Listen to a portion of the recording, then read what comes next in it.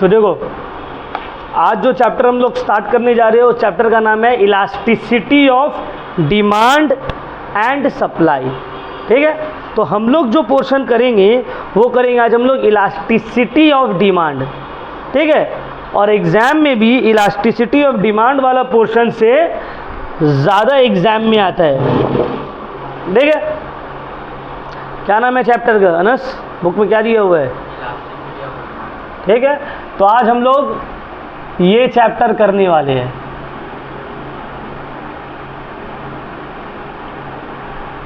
Elasticity of demand, ये हम लोगों का सेकेंड चैप्टर है आईसीएसई इकोनॉमिक्स क्लास 10 का। ये हम लोग का सेकेंड चैप्टर है, इलास्टिसिटी ऑफ डिमांड। अब देखो, इलास्टिसिटी ऑफ डिमांड समझने के लिए सबसे पहले हमको इलास्टिसिटी का मतलब बताओ, इलास्टिक का मतलब बताओ। What do you mean bye elastic? Elastic मतलब जो स्ट्रेचेबल रहता है, जैसे कि ये मार्कर, क्या ये इलास्टिक है? नहीं। रबर बैंड इलास्टिक है? ये कपड़ा इलास्टिक है? Yes, up to a certain extent, है ना, थोड़ा बहुत खिंचाता है। तो हम लोग देखिए कुछ आइटम जो है वो इलास्टिक है ही नहीं, है ना, कुछ आइटम इलास्टिक है, कुछ थोड़ा बहुत इलास्टिक है। तो उसी तरह लॉ ऑफ डिमांड तो ये बात बता दिया कि जब प्राइस घटेगा, इसका कौन देखो तो, जब प्राइस घटेगा, ये तो बता दिया लॉ ऑफ डिमांड कि प्राइस घटने से डिमांड इंक्रीज होता है और प्राइस बढ़ने से डिमांड डिक्रीज होता है। बट कितना क्वांटिटी प्राइस घटने से, कितना यूनिट प्राइस घटने से कितना यूनिट क्वांटिटी बढ़ेगा, ये सब हम लोगों को नहीं बताया। कुछ ऐसा कमोडिटी होगा जिसका प्राइस घटता है तो डिमांड बहुत ज़्यादा बढ़ जाता है, कुछ ऐसा भी क्वांटिटी हो सकता है जिसका प्राइस घटने की वजह से उसका डिमांड में कोई फर्क नहीं पड़ता है। तो इलास्टिसिटी ऑफ डिमांड का मतलब है the degree of change in quantity demanded due to the change in the determinants of demand. मतलब कितना चेंजेस आ रहा है डिमांड में, क्वांटिटी डिमांडेड में, अगर डिटर्मिनेंट्स ऑफ डिमांड में चेंजेस आ रहे हैं। तो डिटर्मिनेंट्स ऑफ डिमांड क्या है? Number 1 price of the commodity, number 2 income of the consumer, number 3 price of related goods. तो what do you mean by elasticity of demand? The degree of change in quantity demanded due to the change in the determinants of demand, that is the price of the commodity, comma income of the consumer,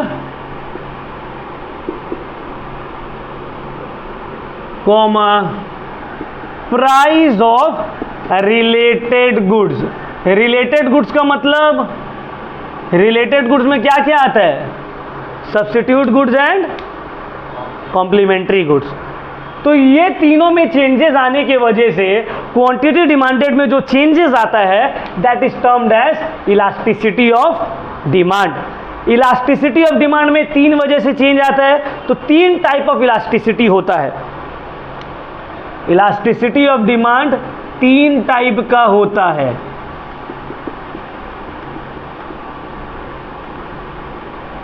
सबसे पहला है और जो most important, price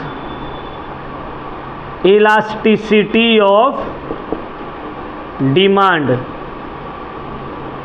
दूसरा है income elasticity of demand. तीसरा है cross elasticity of demand. Clear हो गया? तो इलास्टिसिटी ऑफ डिमांड कितना टाइप का है? 3 टाइप। क्या क्या? Price elasticity of demand, income elasticity of demand, cross elasticity of demand. हम लोगों के सिलेबस में क्लास 10 आईसीएसई इकोनॉमिक्स का सिलेबस में इनकम इलास्टिसिटी ऑफ डिमांड और क्रॉस इलास्टिसिटी ऑफ डिमांड नहीं है। जब 12 में जाओगे उसमें ये दोनों रहेगा। डिमांड चैप्टर जब दोबारा पढ़ेंगे तो उसमें ये दोनों रहेगा। तो हम लोग के सिलेबस में क्या है? आईसीएसई क्लास 10 इकोनॉमिक्स के सिलेबस में सिर्फ प्राइस इलास्टिसिटी ऑफ डिमांड है। तो प्राइस इलास्टिसिटी ऑफ डिमांड पढ़ेंगे हम लोग। Now what do you mean bye price elasticity of demand? The price elasticity of demand means the percentage change in quantity demanded due to the percentage change in the price of the commodity। या फिर price elasticity of demand is the ratio between the change in quantity demanded of a commodity due to the change in the price of that commodity। मतलब price में changes आने की वजह से quantity demanded में कितना चेंजेस आ रहा है, इसी को बोला जाता है price elasticity of demand. Clear हो गया point? Price elasticity of demand का 5 टाइप्स है। There are 5 types of price elasticity of demand. What are they? Number 1, perfectly elastic demand.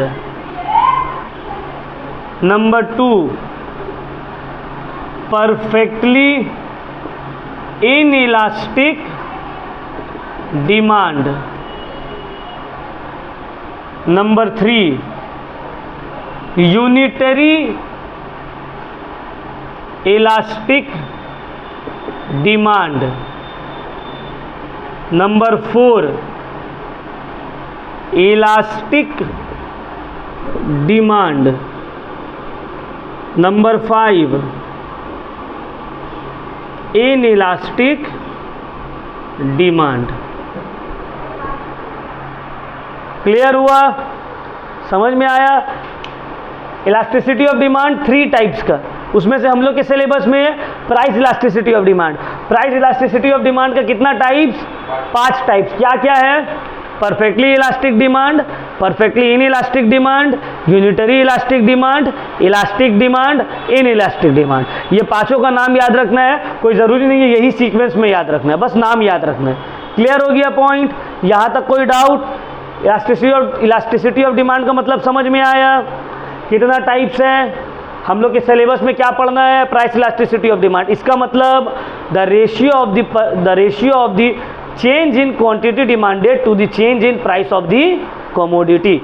ये हो गया price elasticity of demand. Normal language में कितना % changes आ रहे हैं क्वांटिटी डिमांडेड में, एक पर्टिकुलर परसेंटेज चेंज आने के प्राइस की वजह से। मतलब प्राइस में चेंजेस आने की वजह से क्वांटिटी डिमांडेड में कितना चेंजेस आ रहा है, इसी को बोलते हैं price elasticity of demand. 5 category इसका। क्लियर? देखो इसके ऊपर सम्स भी रहता है, प्राइस इलास्टिसिटी ऑफ डिमांड के ऊपर सम्स भी रहता है, इसको निकालने का फॉर्मूला भी है। समझ में आ रहा है बात? तो अभी हम लोग इसका फॉर्मूला भी देखेंगे, कैसे करके इसका न्यूमेरिकली कैलकुलेट होगा सम्स, और इसका हम लोग अलग अलग 5 टाइप्स का डेफिनेशन, 5 का क्या मतलब है, 5 में क्या डिफरेंस है, ये भी अभी हम लोग पढ़ेंगे। क्लियर हो गया पॉइंट? कुछ डाउट यहाँ तक? चलो बहुत अच्छा।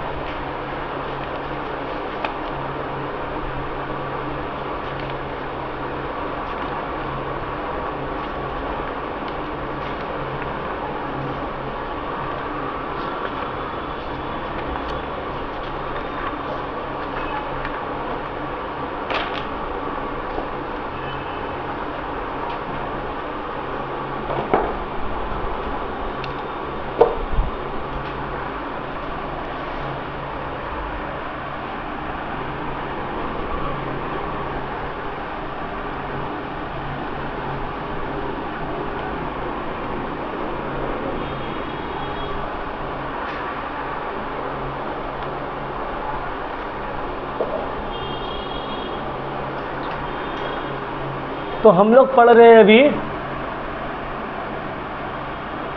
Price elasticity of demand. Clear हुआ ये point? Price elasticity of demand clear हुआ। इसका फॉर्मूला, इसका सिंबल ऐसा है, देखो ईपी। ये ईपी का मतलब प्राइस इलास्टिसिटी ऑफ डिमांड, ठीक है। ये कैसे निकलेगा? ये निकलेगा percentage change in quantity demanded divided by percentage change in price.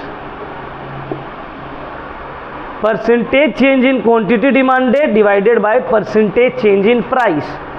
अब ये percentage change in quantity demanded कैसे निकलता है? कोई भी चीज़ का परसेंटेज चेंज कैसे निकलेगा? जैसे कि फॉर एग्जांपल तुम्हारा इनकम था 10,000, 10,000 से बढ़ के हो गया 16,000, तो कितना परसेंट चेंजेस आया तुम्हारे इनकम में, ये निकालना होगा। तो इसको निकालने का क्या फॉर्मूला है? देखो इसको हम लोग ब्रेक करेंगे। Percentage change in quantity demanded निकालने का फॉर्मूला है change in quantity demanded divided by initial demand into 100 divided by, ये क्या निकल गया? Percentage change in quantity demanded. निकालने का formula change in quantity demanded divided by initial demand into 100। उसी तरह परसेंटेज चेंज इन प्राइस कैसे निकलेगा? सेम यही तरीका से, change in price divided by initial price into 100। समझ में? अब देखो एक क्वेश्चन हम यहाँ साइड में लिख रहे, अब वो क्वेश्चन को यूज करके हम लोग ये फॉर्मूला में पुट करके देखेंगे क्या बन पा रहा है। समझ में आया? अब देखो क्वेश्चन है, जैसे कि यार है ना यहाँ पर, ठीक, देखो क्वेश्चन है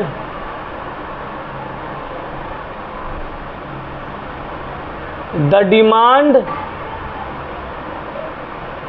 for a commodity increases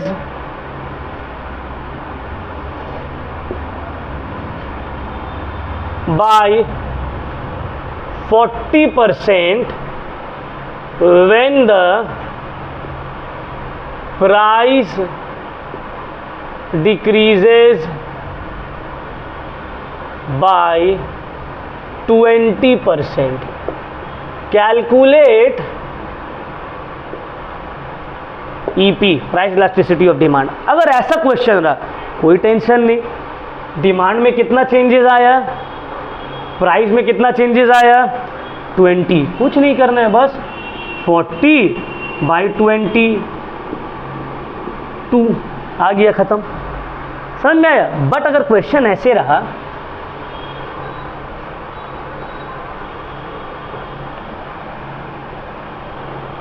when the price of a commodity increases from ₹10 to ₹15, the demand decreases from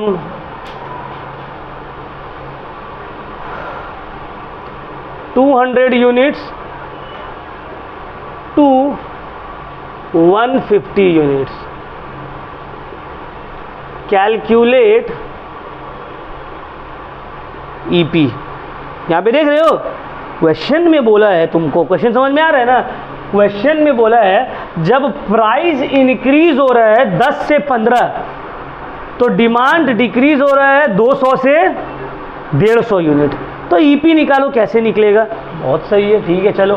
तो देखो यहाँ पे डायरेक्टली हम यहाँ पे परसेंटेज तो दिया हुआ नहीं है, तो परसेंटेज निकाल के करेंगे सम हम। कैसे करके निकालेंगे? देखो, change in quantity demanded, demand में कितना चेंजेस आया है? 50, 200 से कितना हो गया? 150, 50 डिवाइडेड बाय इनिशियल डिमांड, पहले डिमांड कितना था स्टार्टिंग में? 200 इंटू 100 डिवाइडेड बाय प्राइस में कितना चेंजेस आया? 5। पहले प्राइस कितना था? इनिशियल प्राइस 10 इंटू 100, ठीक है ना। अब इसको सॉल्व करेंगे हम लोग। देखो यहाँ पे 0 0 0 0 0 0 0 0, तो यहाँ पे बच गया 2 1 सा 225 सा, ऊपर में 25 नीचे में 5, तो कहाँ पे?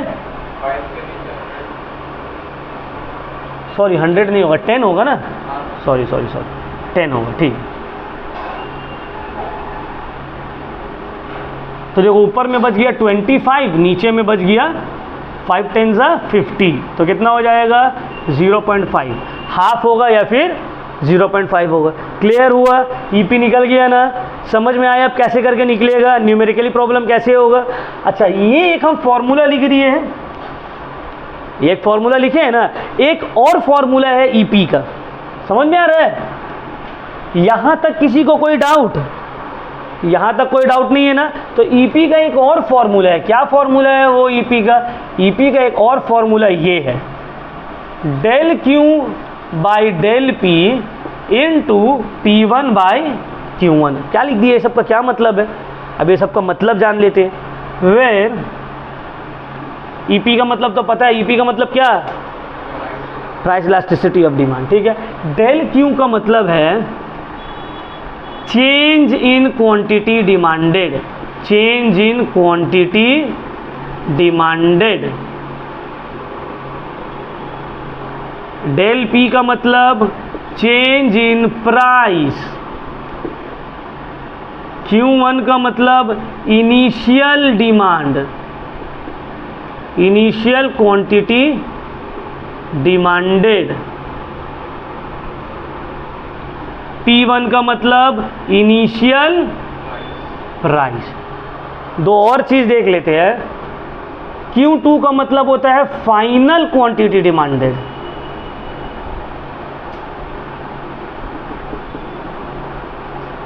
ठीक है। और P2 का मतलब होता है फाइनल। क्लियर है? फॉर्मूला क्लियर है? अब इसी सम्स को हम लोग ये फॉर्मूला से भी बना सकते हैं। बनाएं? चलो तब आ जाते हैं। चलो देखो, जो जो दिया हुआ है उसको पहले लिख लेंगे। बोला है the price of a commodity increases from ₹10 to 15, मतलब पहले कितना था और कितना हुआ? 10 था और 15 हो गया। तो पहले जो था वो हो गया P1, बाद में जो था हो गया वो हो गया P2, ठीक है। Quantity demanded decreases from 200 to 150, quantity demanded पहले था 200 यूनिट, फिर हो गया। क्लियर? तो यहां पे देखो चेंज इन क्वांटिटी डिमांडेड कितना हुआ? क्वांटिटी डिमांडेड में कितना चेंजेस आया? डेल क्यू कितना हुआ है? 50। और डेल पी, यहां तक सबको क्लियर? 200 से 150 डिफरेंस कितना है? 50। 10 से 15 डिफरेंस कितना है? अब बस फॉर्मूला में इसको पुट कर दो। Del Q 50, del P 5 into P1 10 और Q1 200। 0 0 0 0 5 5 1/2 बचा है, जिसका मतलब है 0 पॉइंट। उस वक्त भी कितना आया था, अभी भी कितना है? तो जो भी मेथड से करेंगे आंसर क्या होगा? सेम ही होगा। क्लियर हुआ? तो इतना ही समझ नहीं, और भी समझ, हम लोग और भी समझ प्रैक्टिस करेंगे इसके ऊपर, ठीक है। ये बेसिक है, बेसिक से समझे। फॉर्मूला लिखने के बाद हम बस तुम लोग को बता दिए कि फॉर्मूला अप्लाई कैसे करके होगा। समझ में आया? ठीक है, उतार लेना सब पॉज करके, ठीक है, अदरवाइज वीडियो बहुत लंबा हो जाएगा।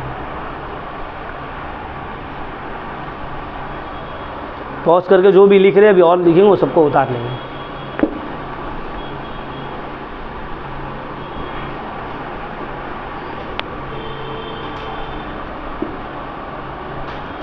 चलो अब हम लोग डिस्कस करेंगे different types of elasticity of demand. Elasticity of demand का अलग अलग टाइप्स था ना, तो अब अलग अलग टाइप्स को हम लोग क्या करेंगे, डिस्कस करेंगे। कितना टाइप्स हम लिखवाए थे? 5। तो चलो पूरा बोर्ड आ रहा है ना, पूरा board. Number 1, perfectly elastic. perfectly inelastic,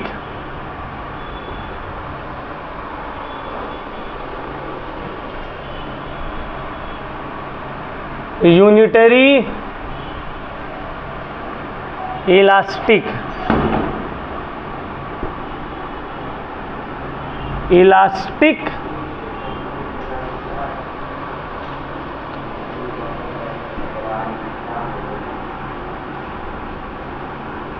inelastic. Clear? ठीक है ना?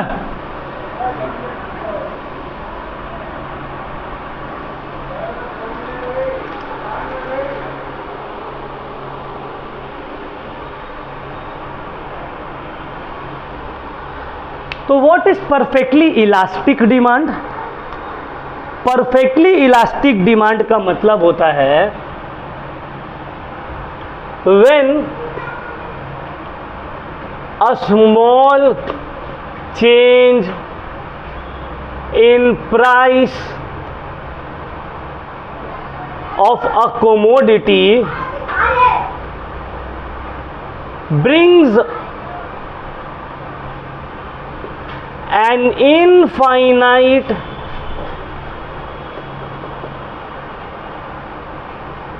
change in quantity demanded. क्या मतलब है?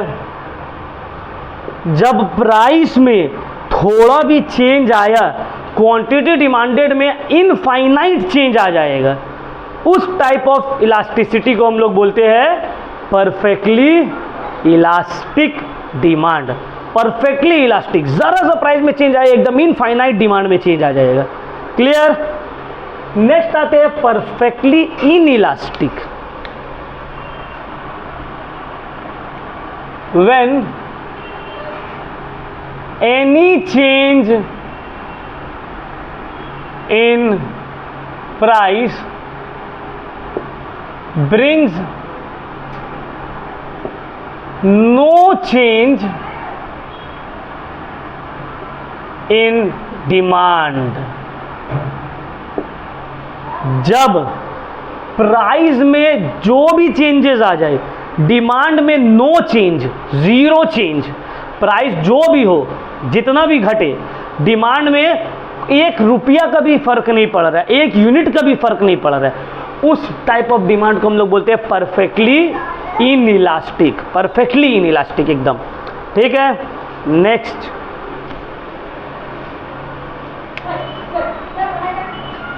when percentage change in demand is equal to the percentage change in price of the commodity।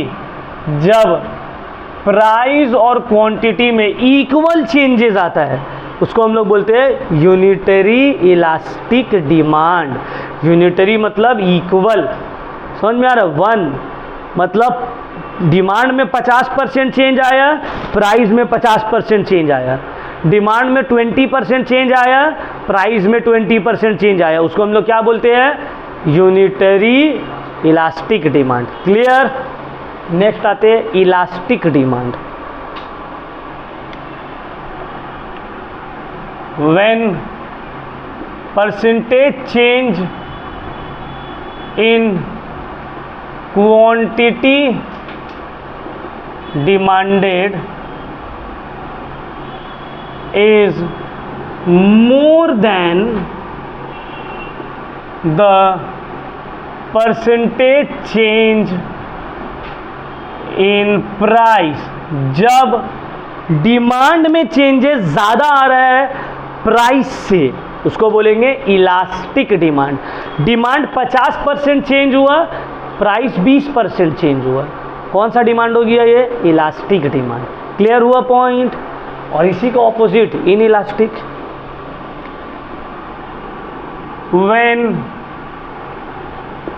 Percentage change in quantity demanded is less than the percentage change in price। Clear? अगर demand में आ रहा है 40% change तो price में आ रहा है 50%, तो क्वांटिटी डिमांडेड कम चेंज हो रहा है प्राइस से, वो हो गया इलास्टिक डिमांड। सबका डेफिनेशन समझ में आ गया? सबका डेफिनेशन समझ में आ गया? क्लियर हो गया यहाँ तक? अब नेक्स्ट आते हैं हम लोग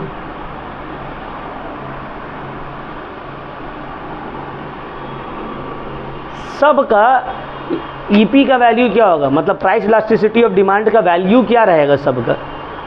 ईपी हम लोग निकाल रहे हैं ना, तो परफेक्टली इलास्टिक का ईपी का वैल्यू रहेगा EP is equal to infinity, infinite. Perfectly inelastic का प्राइस इलास्टिसिटी का वैल्यू है ईपी इज इक्वल टू 0, कोई चेंज नहीं। यूनिटरी का 1 इक्वल रहेगा,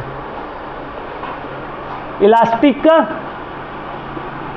ग्रेटर देन 1, क्योंकि डिमांड ज़्यादा है प्राइस कम। इसका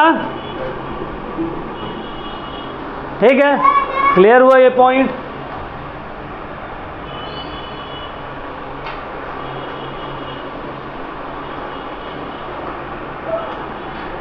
अब आ जाते हैं सबसे most important graph, demand curve कैसा रहेगा अलग अलग इलास्टिसिटी ऑफ डिमांड का।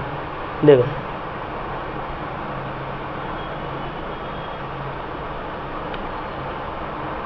वाई एक्सिस, एक्स एक्सिस, ये price quantity, sorry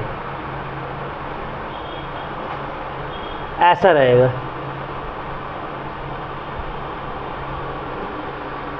demand curve और perfectly elastic demand is parallel to the X axis, इस तरफ से ऐसा रहेगा, बीपी इन्फिनिटी। क्लियर? देख लिए शेप परफेक्टली इन इलास्टिक का।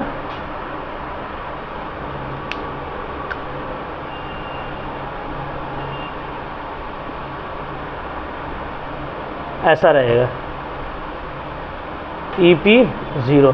प्राइस में जो भी चेंजेस लाओ डिमांड चेंज होगा ही नहीं। समझ में आ रहा है? ये हो गया ईपी 0, इस तरह से रहेगा parallel to the Y axis. समझ में आ रहा है? Parallel to the Y axis. इसका कैसे रहेगा? इसका शेप को हम लोग बोलते हैं रेक्टेंगुलर हाइपरबोला। ऐसा प्राइस क्वांटिटी ये है, देखो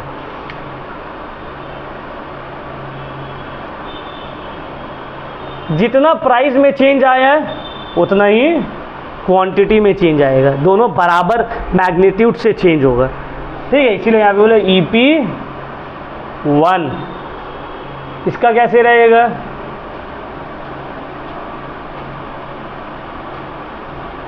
फ्लैट। ठीक है, इस टाइप में।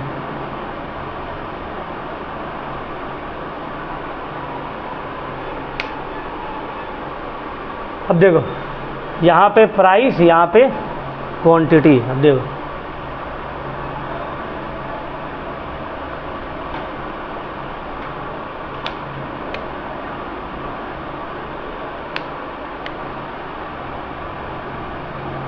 प्राइस में थोड़ा सा ही चेंजेस आया है, क्वांटिटी में ज़्यादा चेंज आ गया है ना। देखो क्वांटिटी इतना, प्राइस एकदम थोड़ा सा, तो ये हो गया ईपी।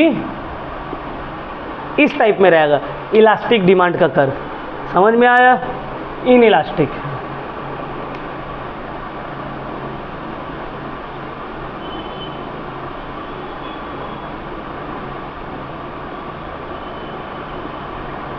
अब देखो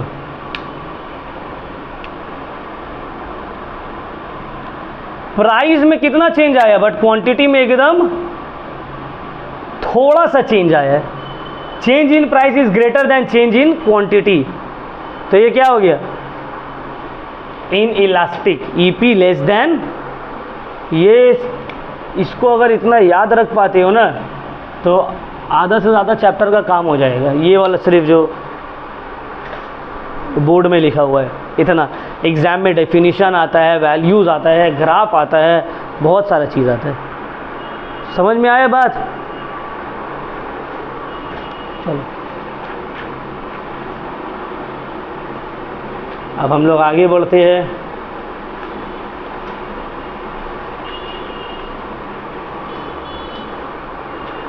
price elasticity of demand on a different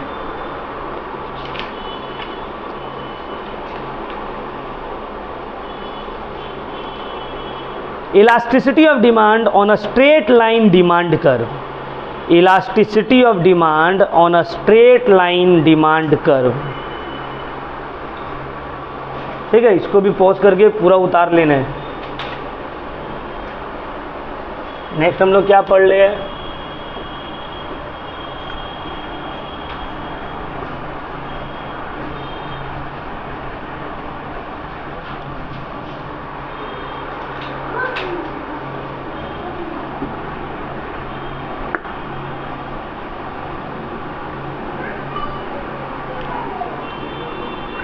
elasticity of demand on a straight line demand curve, है ना? क्या हम लोग पढ़ ले? Elasticity of demand on a straight line demand curve. ठीक है ना? ठीक है, गेट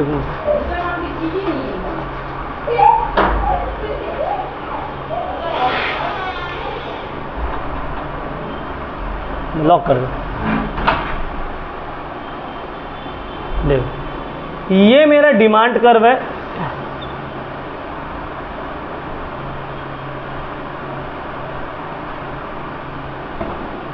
यहां पे मेरा प्राइस है, क्वांटिटी है। ठीक है, अब देखो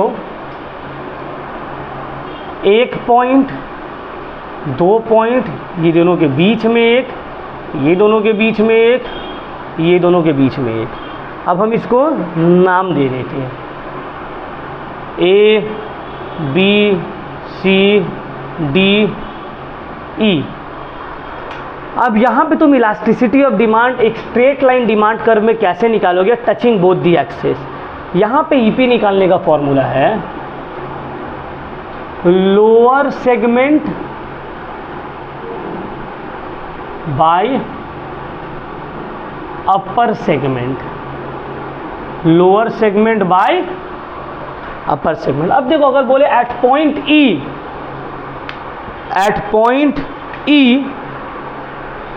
और at point D, at point C, at point B, at point A elasticity क्या रहेगा? तुम लोग देखेंगे एट पॉइंट ए ईपी क्या रहेगा? वही lower segment by upper segment. तो लोअर सेगमेंट देखो कुछ है यहाँ पे, हम क्या बोले? फॉर्मूला है lower segment by upper segment, यही है ना फॉर्मूला। तो लोअर सेगमेंट क्या है? ये वाला ग्राफ को देखकर क्या समझ में आ रहा है? लोअर सेगमेंट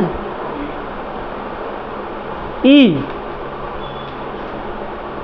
ध्यान से समझो।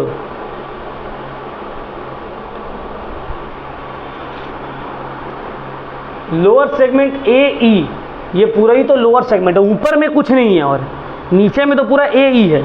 तो लोअर सेगमेंट ए ई और नीचे में 0, कुछ नहीं है। एनीथिंग डिवाइडेड बाय 0 क्या होता है? इन्फिनिटी। 0 नहीं, इन्फिनिटी। समझ में आया बात? अब एट बी में अगर आएंगे हम तो ईपी क्या होगा? फिर से lower segment by upper segment. B का लोअर सेगमेंट है बी और ई, और अपर है ए और इतना हो गया अपर, इतना हो गया लोअर।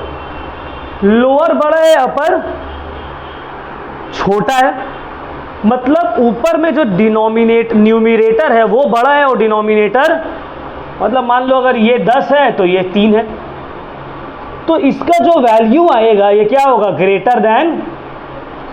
यहां तक तो श्योर है। समझ में आ रहा है हम क्या बोलना चाह रहे हैं? Lower segment by upper segment, तो लोअर है बी ई, अपर है ए बी। तो जब अपर में मतलब न्यूमिरेटर बड़ा है डिनोमिनेटर से, तो फ्रैक्शन का वैल्यू ग्रेटर देन 1 रहेगा। तो यहाँ पे ईपी मतलब कोई भी पॉइंट ए और बी के बीच में जो है, it will have EP greater than 1। समझ में आया? क्लियर हुआ? अब आ जाते हैं यहां पर से सी में। एट पॉइंट सी ईपी क्या होगा? AC by CE। यहां दोनों क्या है? बराबर है। न्यूमिनेटर और डिनोमिनेटर दोनों जब इक्वल है तो वैल्यू क्या हो जाएगा? 1।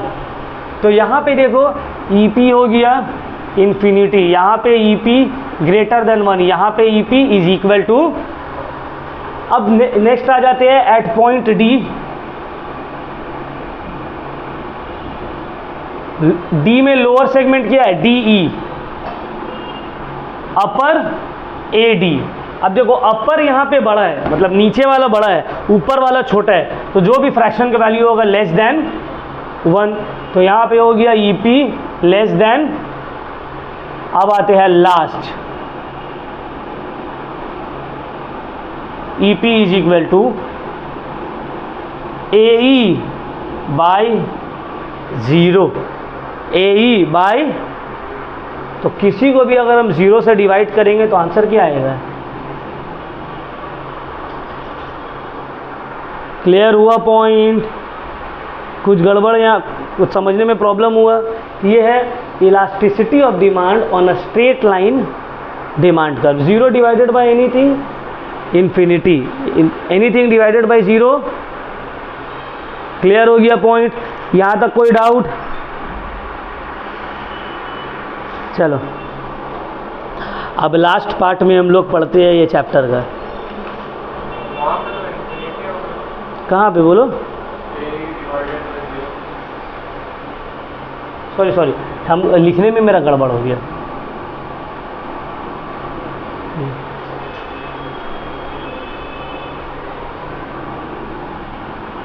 मतलब ये वाला ठीक है, यहाँ पे लिखने में मेरा गड़बड़ हो गया था। ठीक है, 0 divided by AE। Clear point? यहाँ तक समझ में आ गया? ये हो गया elasticity of demand on a straight line demand curve. तो देखो जो भी वैल्यू ये पॉइंट में इन्फिनिटी है, ये पॉइंट में EP का वैल्यू हो जाएगा 0, C में 1, C से नीचे जितना भी है E और C के बीच में लेस देन 1 रहेगा, A और C के बीच में जितना भी वैल्यू है वो ग्रेटर देन 1 रहेगा। समझ में आ गया बात? अब लास्ट पार्ट ये चैप्टर का, factors determining the elasticity of demand. What are the factors that affect the price elasticity of demand? क्या क्या चीज़ है जिससे प्राइस इलास्टिसिटी ऑफ डिमांड में इफेक्ट पड़ता है? Factors affecting price elasticity of demand. क्या क्या factors price elasticity of demand को इम्पैक्ट करता है, जिसमें से नंबर 1 है अवेलेबिलिटी ऑफ सब्स्टिट्यूट्स। अब देखो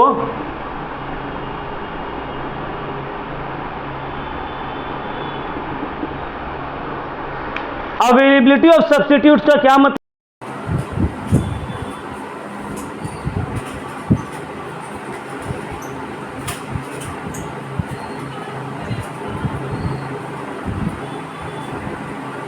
देखो number of uses of commodity का क्या मतलब है?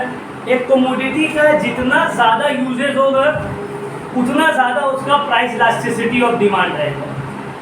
ठीक है, higher the number of uses of a commodity the more will be its price elasticity of demand, and lower the uses of a commodity the lower will be its price elasticity of demand. जैसे कि for example commodity को 10 काम में लगाया जा सकता है, जब उसका दाम कमेगा तो उसका डिमांड 10 जगह बढ़ जाएगा। समझ में आ रहा है? तो उसका डिमांड हमेशा प्राइस से ज्यादा बढ़ेगा।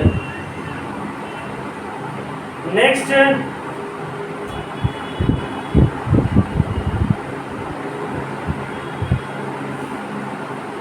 Proportion of income spend.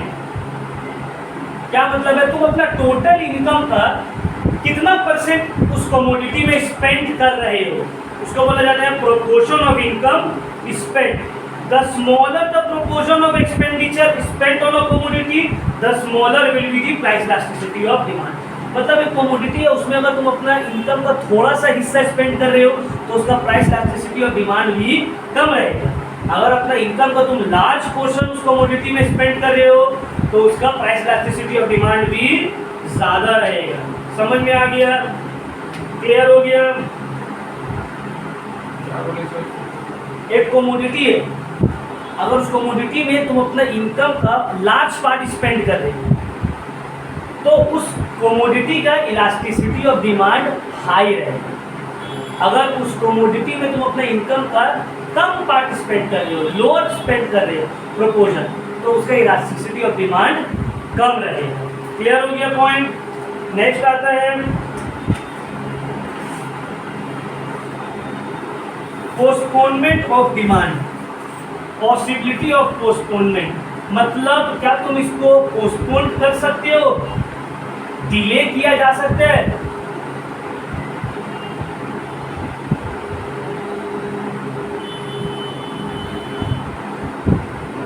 अगर एक कमोडिटी, जो मैं यहाँ पे बोला है the demand for items is inelastic if it can not be postponed. अगर एक कमोडिटी जिसका demand postponed elastic if it can not be postponed, अगर एक कमोडिटी जिसका डिमांड पोस्टपोन्ड नहीं किया जा सकता है उसका प्राइस इलास्टिसिटी जो है वो इन इलास्टिक रहेगा, मतलब लेस इलास्टिक रहेगा। समझ में आ रहा है? वो कमोडिटी जिसका डिमांड को पोस्टपोन्ड किया जा सकता है उसका price elasticity of demand high रहेगा। क्लियर हो गया पॉइंट? फिर से एक बार रिपीट कर रहे हैं। Demand for a commodity is elastic if the commodity can be postponed and the demand for a commodity will be inelastic if the demand cannot be postponed. Clear हो गया पॉइंट? कम से कम ये 5 हम लोगों को याद रखना है, factors affecting price elasticity of demand. Clear हो गया? ठीक है, तो एक बार हम रिवीजन शॉर्ट में देते रहे। अवेलेबिलिटी ऑफ सब्स्टिट्यूट्स, अगर एक कमोडिटी का सब्स्टिट्यूट्स इजीली अवेलेबल है उसका price elasticity of demand high रहेगा। अगर इजीली अवेलेबल सब्स्टिट्यूट्स नहीं है तो प्राइस इलास्टिसिटी ऑफ डिमांड लो रहेगा। ठीक है। नेचर ऑफ कमोडिटी, अगर एक कमोडिटी नेसेसिटी है तो उसका डिमांड इनइलास्टिक रहेगा। अगर लग्जरियस आइटम है तो उसका डिमांड इलास्टिक रहेगा। Number of uses of a commodity, higher the number of uses of the commodity the more will be its elasticity, lower the number of uses of the commodity, the less will be its elasticity. Proportion of income spent, higher the proportion of income spent, the more will be the elasticity of demand. Lower the income proportion of income spent on a commodity, lower will be its elasticity of demand. possibility of postponement, if the commodity can be postponed, if the consumption of that commodity can be postponed, then the commodity will have high elasticity of demand. If the possibility, if there is no possibility of postponing the demand of any commodity, then the demand for those commodity will be inelastic. Clear हो गया? ये chapter हो गया हम लोग का complete. तो ये चैप्टर में हम लोग क्या पढ़े? What do you mean by elasticity of demand, what is price elasticity of demand, different types of price elasticity of demand, ठीक है। फिर उसके ऊपर सम्स किए, उसके बाद elasticity of demand on a straight line demand curve and then factors affecting the price elasticity of demand. ये हम लोगों का आईसीएसई क्लास 10 इकोनॉमिक्स का ये चैप्टर से इतना ही सिलेबस है, ठीक है। बाय।